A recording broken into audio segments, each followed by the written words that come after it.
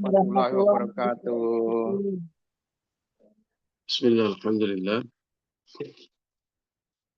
Alhamdulillahilladzi amrana al-i'tisama bihablillahi matin. Salatu wassalamu ala sayyidil mursalin Muhammadin wa ala alihi wa ashabihi al-mujahidin at-tahirin. Subhanaka la ilma lana illa ma 'allamtana innaka antal alimul hakim. Rabbi shrah li sadri wa yassir li amri wahlul 'uqdatam min lisani yafqahu qawli. Rabbi zidni ilma warzuqni fahma bi rahmatika ya arhamar rahimin. برضا الله ولشفاعة رسول الله ولكل نية أصلها الفاتحة. أعوذ بالله من الشيطان الرجيم. بسم الله الرحمن الرحيم. الحمد لله رب العالمين الرحمن الرحيم مالك يوم الدين. إياك نعبد وإياك نستعين اهدنا الصراط المستقيم صراط الذين أنعمت عليهم غير المغضوب عليهم ولا الضالين. رب اغفر لي ولوالدي ولجميع المؤمنين آمين. Bapak Ibu dan teman-teman rahimakumullah. Alhamdulillah pagi hari ini kita bisa berjumpa kembali bersilaturahmi dalam keadaan beriman, berislam, insya Allah juga bersemangat ngaji bersama-sama dalam segala cuaca dan keadaan. Ya. Mudah-mudahan kita istiqomah. Allahumma amin ya rabbal alamin. Kita lanjutkan ngaji Nasihatul Ibad. Bu Maimunah sudah masuk? Sudah, Ustaz. Oh, sampai di mana Bu Maimunah ngaji kita? Kemarin kita sudah bab 3 makalah 26 itu sudah selesai. Itu sudah sampai nomor 3-nya, nomor 1-nya kan Allah Ta'ala telah mewahyukan kepada sebagian para nabi. Barang siapa yang berjumpa denganku saat kematian dan dia dalam keadaan mencintaiku dan rindu kepadaku dan menyukai pahala dariku, maka satu, aku akan memasukkannya ke dalam surga bersama orang-orang terdahulu. Yang kedua, aku akan menjauhkannya dari azab nerakaku. Sementara yang ketiga, barang siapa yang berjumpa denganku saat kematian dan dia dalam keadaan malu kepadaku dengan cara menahan diri atau nafsunya karena takut kepada sisaanku, maka malaikat yang menulis amal-amalnya akan menjadikannya lupa. Allah akan menjadikannya lupa mencatat dosa-dosanya. Sampai di sana, Ustaz. Terima kasih Bu Maimunah, lengkap sekali Sama-sama, catatannya. Kita lanjutkan ke makalah ke-27.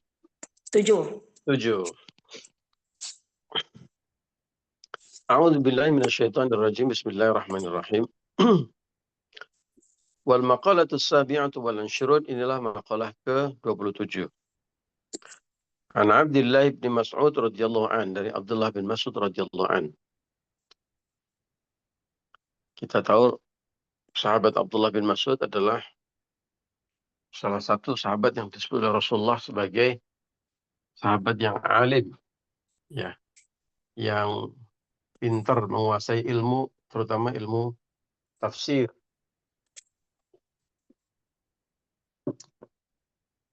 Badannya kecil, tapi ilmunya besar. Maka benar kata pepatah, al-alimu kabirun wa in kana hadatsan. Seorang yang alim itu besar. Wa in kana hadatsan, meskipun fisiknya itu kecil. Ya. Seperti Abdullah bin Mas'ud. Wal jahilu saghirun wa in kana syaikhan. Ya, orang pintar itu, orang bodoh itu kecil meskipun sudah tua dan badannya besar. Ya. Tapi kalau tidak pintar, ya di situ disebutkan hadatsan. Meskipun orang sudah tua, meskipun sudah besar, meskipun badannya besar, kalau tidak punya ilmu itu hakikatnya kecil. Kecil apa? Kecil pengaruhnya, kecil harganya. Nah. Apa yang beliau sampaikan? Beliau menyampaikan, addi, kerjakanlah, maftaradallahu alaika, apa-apa yang difardukan Allah kepada kalian. Bitamami, dengan sempurna. Takun, maka kalian, kamu, Anda semua, a'badan nasi, akan menjadi manusia yang paling banyak ibadahnya.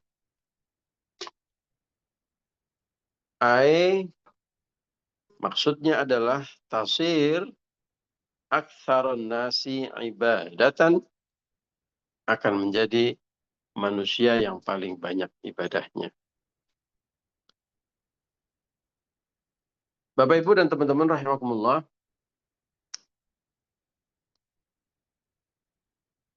mari kita bayangkan, kalau kita punya barang, ya, harganya mahal nih, bagus, beli handphone baru misalnya, ya, handphonenya bagus, mahal, ya, tapi tidak dipakai untuk peruntukannya. Misalnya handphone itu harusnya dipakai buat apa? Ya buat nelpon, buat kirim pesan, ya, buat googling, dipakai untuk kepentingan digital, ya kan? Itu peruntukannya handphone. Tapi kemudian kita pakai buat main mobil-mobilan misalnya, atau buat main sepak bola, gitu, ditendang-tendang, atau dipakai kita buat main kapal-kapalan di ember yang ada airnya, gitu. Kira-kira apa yang terjadi, Bapak Ibu? Satu, rusak. Yang kedua, nggak bisa mendapatkan manfaatnya.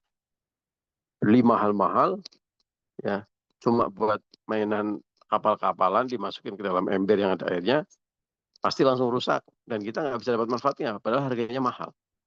Ya. Saya sedang mengajak Bapak Ibu untuk membayangkan dan membuat perumpamaan. Demikian juga manusia.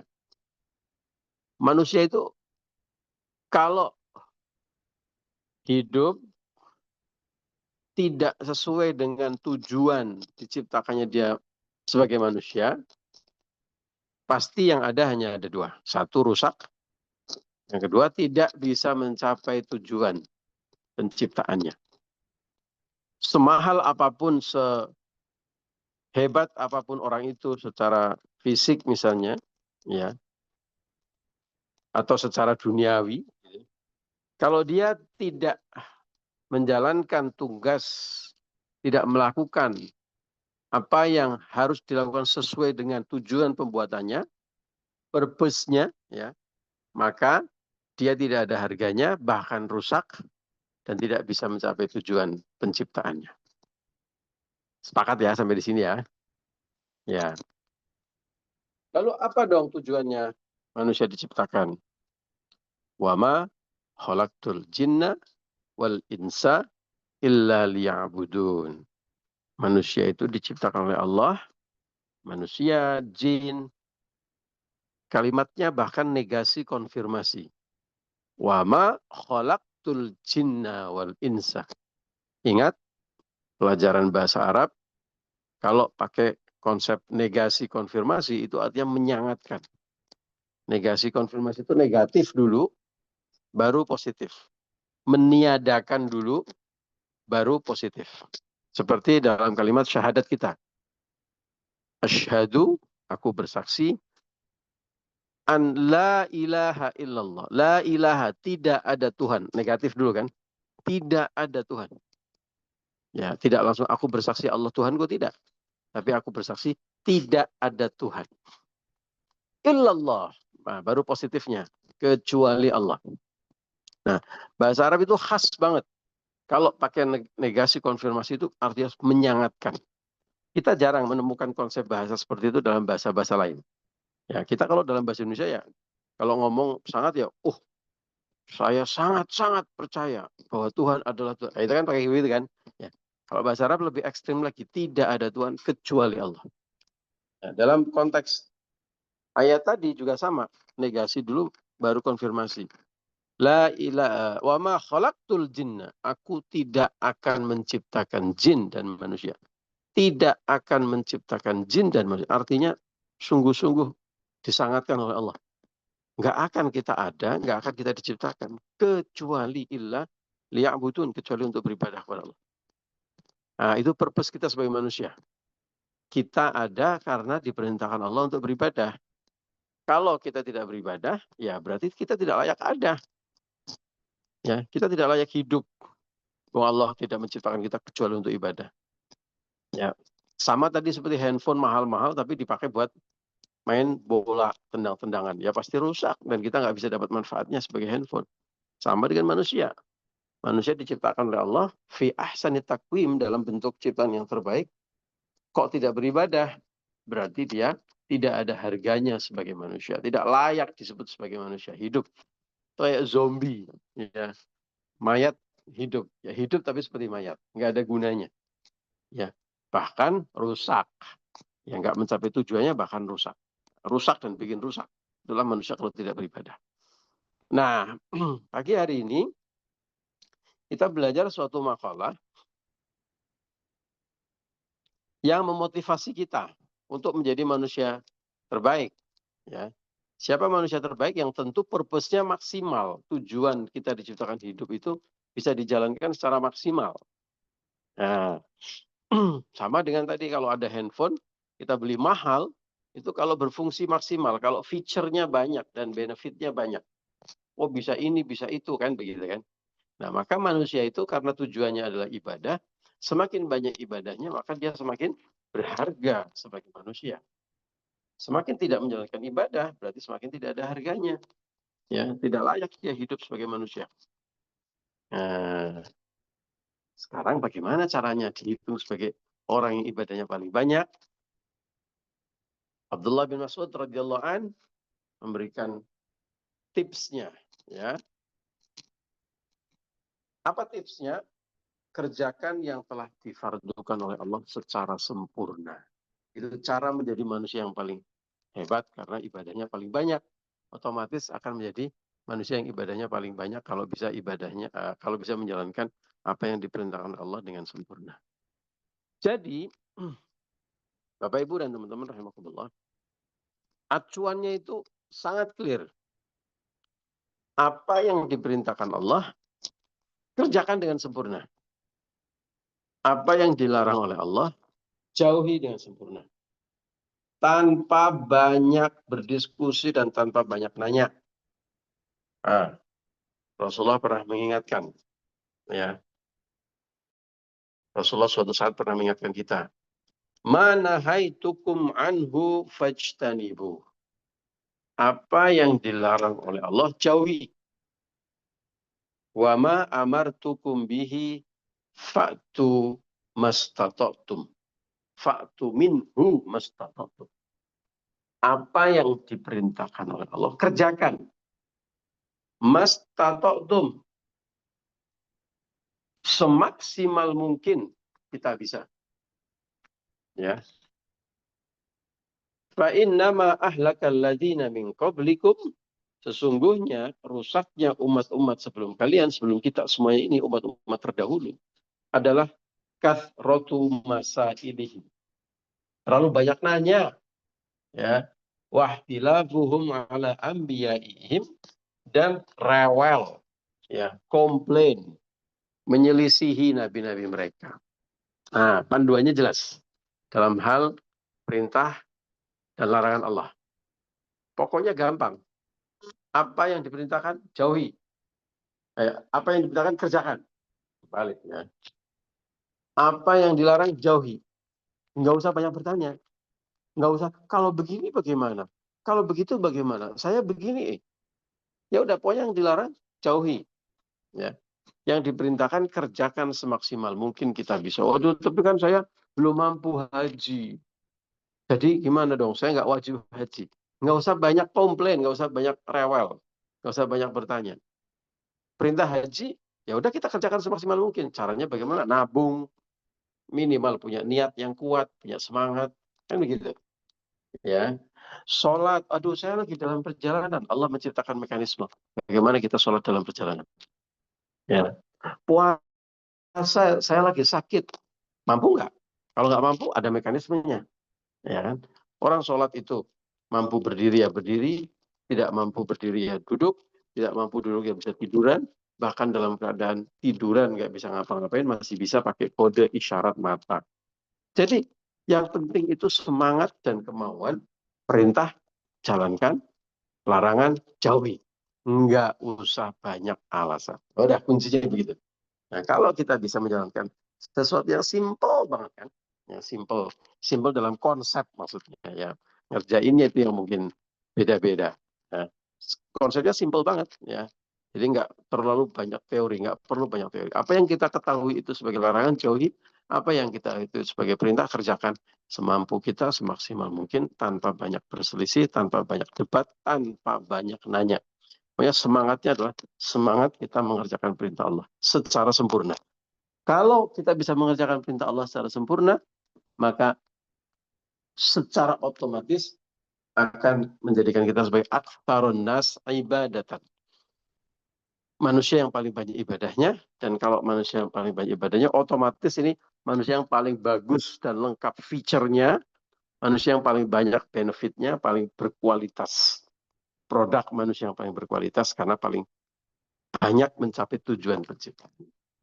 Semoga Bapak Ibu kita semuanya termasuk orang-orang yang selalu mendapatkan hidayah dari Allah Subhanahu wa taala, ya inayah atau pertolongan Allah Subhanahu wa taala untuk bisa bersemangat, punya ketetapan hati, punya keteguhan, selalu menjalankan perintah Allah dimanapun dan kapanpun kita berada, tanpa banyak berdebat dan beralasan, dan menjauhi larangan-larangannya Allah. Amin, amin. Demikian Bapak Ibu ngaji kita pagi hari ini. Mari sebelum kita tutup bersama-sama kita berdoa untuk Bapak mertua Pak Faisal. Betul ya? Bapak mertua Bapak Faisal. Yang laki beliau ya Pak. Kenapa Bu? Mertua Pak Faisal. Bapak mertua Pak Faisal, betul. Pak Maswir Syuib bin Syuib yang meninggal dunia pagi hari ini. Al-Fatihah.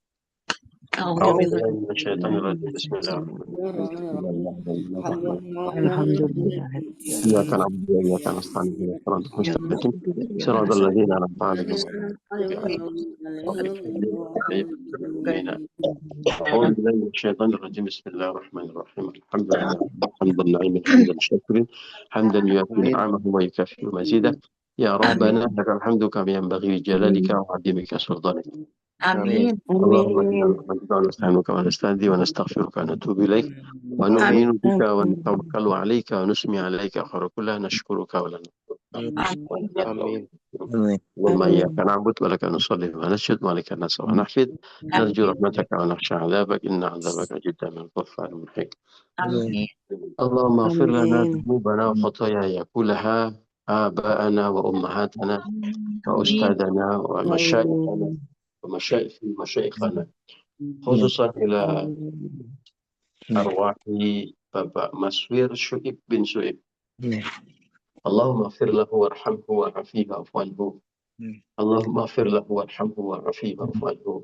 اللهم اغفر له وارحمه وعافيه واعف عنه. Amin. اللهم اجعله يا الله روضة من رياض الجنة. اللهم اجعله روضة من رياض الجنة. اللهم لا تحرمنا أجره واغفر لنا وله ربنا آتنا في الدنيا حسنة وفي الآخرة حسنة وقنا عذاب النار. سبحان ربك عما يصفون وسلام على المرسلين والحمد لله رب العالمين. وآخر دعوانا الحمد لله رب العالمين.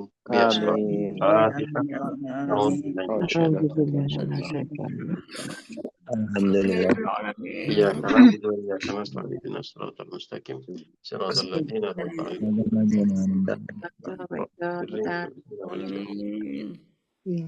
Terima kasih Bapak Ibu dan teman-teman rahimakumullah.